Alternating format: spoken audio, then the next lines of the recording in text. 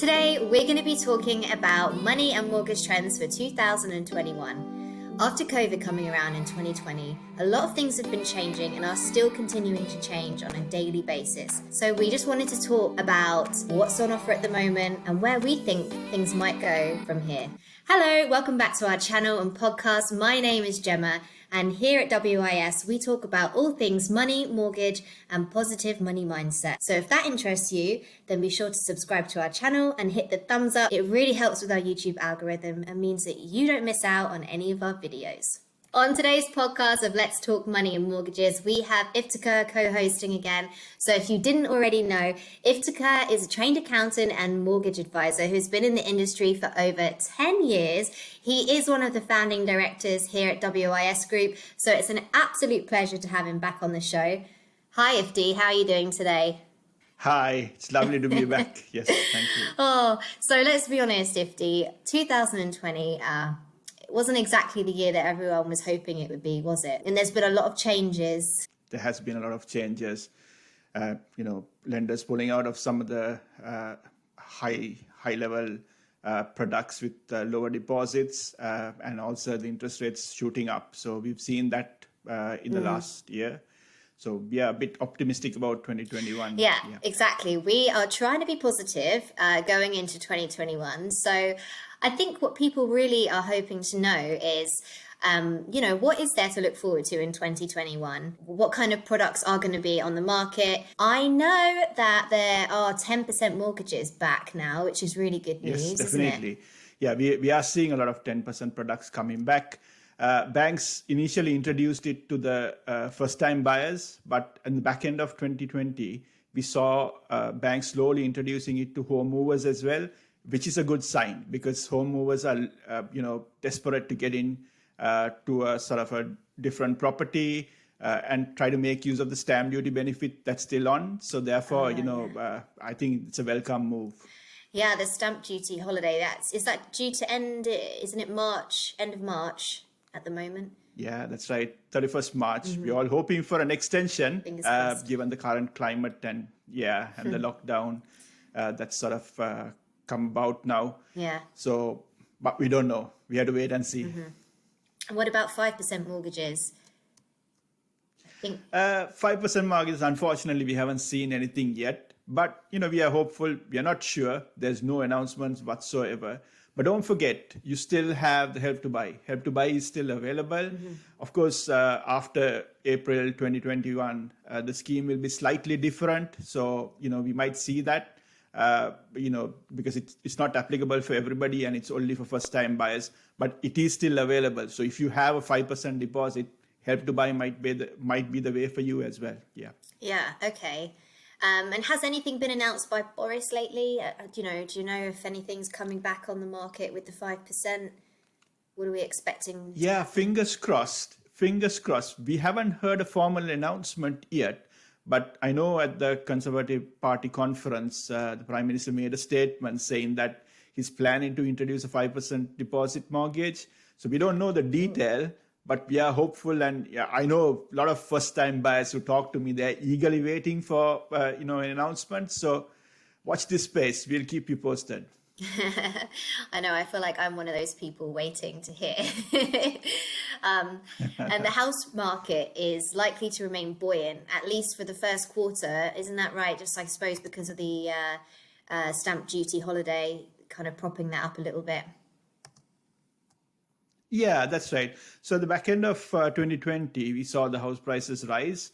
I think looking at what's happening at the moment, people are still buying houses and there's still demand leading up to 31st of March.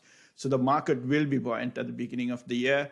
Obviously, if the stamp duty holiday, gets extended, which we don't know yet, but if it does, what that will mean is people might be still interested and it might keep the market going.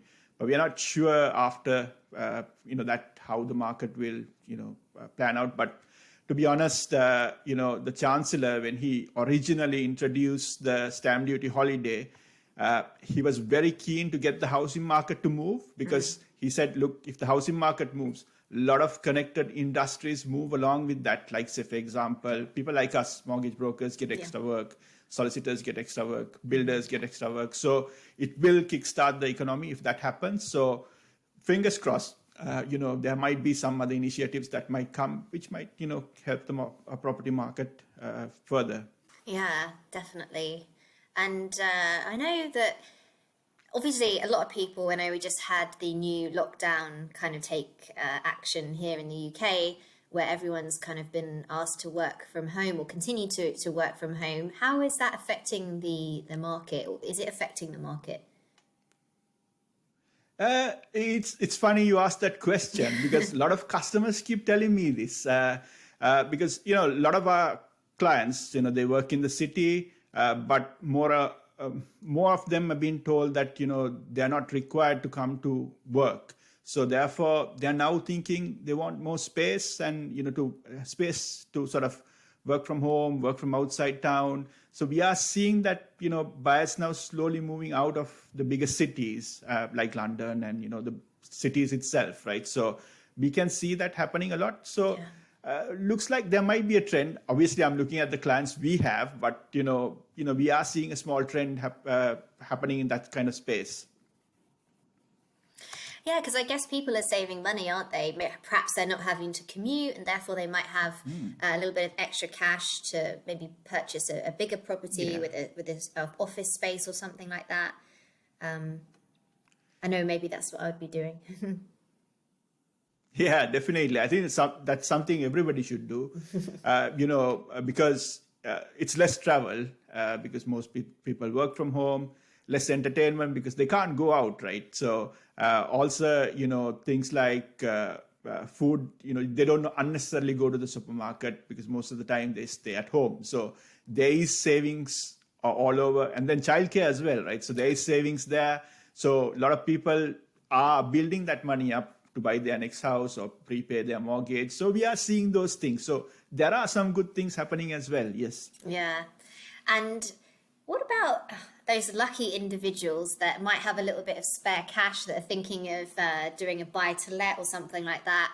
How can they benefit from the situation at the moment? Is there any benefit? Yeah, I mean, if you're looking at buy-to-lets, there's definitely, you'll still benefit from the stamp duty up to a certain extent at least. So you do have that benefit. We are seeing clients still interested in this area, but we are gradually looking at our client base. We are seeing a shift that a lot of clients prefer buying properties through companies rather than individuals. So we are seeing a bit of a trend, but obviously this is looking at our client base, right? So, but I am hearing from other parties as well that there is a shift because this tax year, interest is 100% not tax deductible. So therefore, it's more beneficial for people from a tax angle to move to buy-to-lets through the company. So we are seeing that happen quite a lot, right? So it looks like that might be a trend, but obviously it's early days, right? So we'll have to wait and see. Yeah, but I'm quite sure that there's a bit of a trend happening there. Okay, guys. So if you are thinking of doing a buy-to-let, look into buying it through an SPV. That sounds like a good idea. Save money.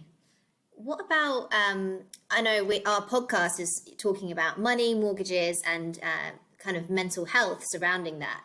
How are we kind of finding the mental health side of things playing a part at the moment and looking forward into 2021?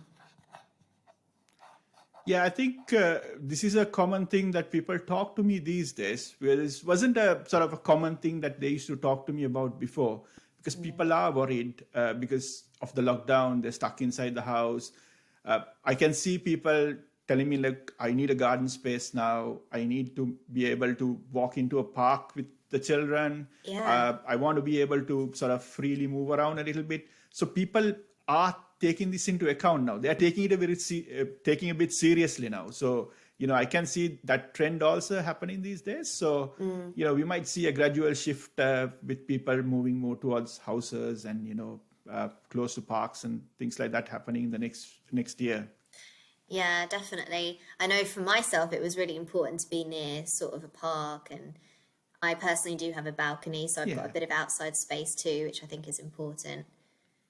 Yes, that's right. It's always good to get some fresh air for sure. Yeah.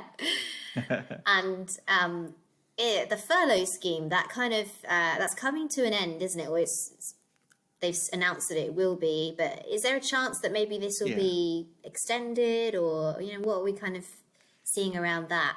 Yeah, I think the furlough scheme is supposed to go until April. So what happened last time was when we had the second lockdown, the furlough scheme was extended till sort of March, April time. So, I mean, if this the new strain continues to sort of dominate the headings, the government might think about this. As of now, we don't know, but these things come kind of last minute as announcements. So we may see it being extended, but it's too early. I can't really speculate on that, but but looking at trends that's happening in the past, they may extend it. So so fingers crossed. We'll have to wait and see. I'm hoping that they might extend it if the strain continues to be a problem. So, but hopefully it won't be. Hopefully those vaccines will be working by then. Fingers crossed. Yeah, fingers crossed. We're all hopeful. We're all hopeful. We're hoping for a better 2021. Yes. And okay, so we're obviously WIS Group. What kind of things do we have to help people like dealing with mortgages? We got a lot of tools on our website. We offer free consultations. So WIS also has a wealth arm, which means, if you want to sort of talk about your personal finances, we're always here, right? With all these lockdown, we've become a bit more accessible to clients because, we still have Skype calls or a Zoom call. So we are available. So if you want to talk to us about something, if you're planning to buy your next house or plan to do a remortgage, there's always people available to talk to you. And obviously, we are a fintech company, so we have certain tools. If you want to even work from home and find your deal, you can come to our website and look at it, and you can find products, and end to end we can offer a fintech solution. So we do offer that as well. So 2021 is an exciting year because we are embarking on these areas. So hopefully, there's a lot of tools that you can make use of. And of course, as always, there's people in the company who can help you too. Oh, definitely. We have lots of staff that can help. So do check out our link below as well. And if there's questions or anything, we're happy to help here at WIS. The last thing we wanted to talk about was this drop in income for self-employed. I feel like the self-employed haven't had it maybe as easy as some other people, with the furlough scheme. Do you want to talk to us a bit more about what's happened with the self-employed over this last year? Yeah, I mean, certain sectors of the self-employed has been affected by the virus, unfortunately. And some of them had to go under the furlough scheme as well. And certain sort of sectors like hospitality, people really couldn't, even go out to work at all. So their income has been affected. Of course, the government came up with various grants for certain sectors. Obviously, you got the furlough scheme as well. So all those sort of help them a little bit. But it's important if you have a limited company, just make sure, because this may affect your mortgages in the future, just make sure that if the dividends are available, please take it, because banks look at your self-assessment calculations, especially the SA 302s. So therefore, it's quite important that all your income is really declared. So if you do have the capacity, to take dividend, please do take it, because we know that the income might be affected for some, but banks look at your tax returns. So it's important that you take maximum dividend you can, because it will help you if you plan to buy a house or plan to do a remortgage. If you plan to do something like that, it's quite important you do that. Yeah. Well, thank you, Ifti, for bringing us up to date with everything. Obviously, I just wanted to put a reminder out there that these points may or may not be applicable to all borrowers. So please do talk to an advisor if you're unsure about whether these suggestions are suitable for you. And if you don't have a broker, I'll leave our WIS contact details below, as we are always happy to help. A mortgage is secured against your home, and it could be repossessed if you do not keep up with the mortgage repayments. So thank you again for joining us today, Ifti. We'll be back next time with another episode of Let's Talk Money and Mortgages. Have a great day. Stay safe. We'll see you again soon.